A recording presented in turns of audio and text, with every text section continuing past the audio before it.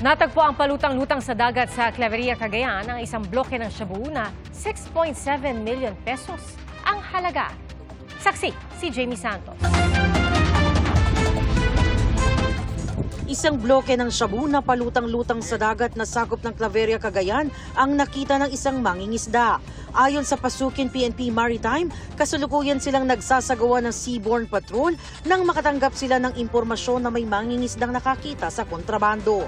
Isinorender ng mangingisda ang droga na halos 1 kilo ang bigat at nasa 6.7 million pesos ang halaga. May nakasulat pa umanong Chinese character sa pakete.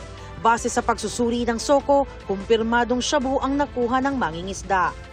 Patalim at baril naman ang nakumpista mula sa rider at angkas niya na naaresto sa Maynila. Na-corner sila matapos takasan ng isang checkpoint.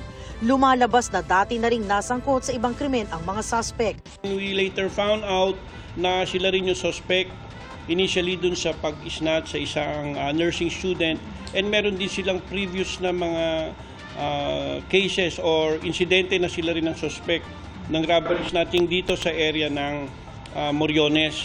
Sa Pasay City, isang Vietnamese national na supplier umano ng illegal na droga sa ilang bahagi ng Metro Manila ang nadakip sa isinagawang buy-bust operation.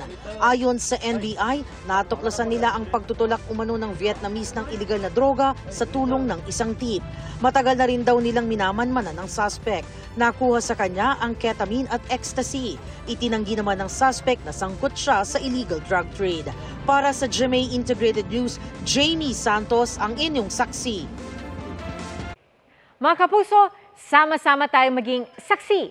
Mag-subscribe sa GMA Integrated News sa YouTube at para sa mga kapuso abroad, samahan niyo kami sa GMA Pinoy TV at sa www.gmanews.tv.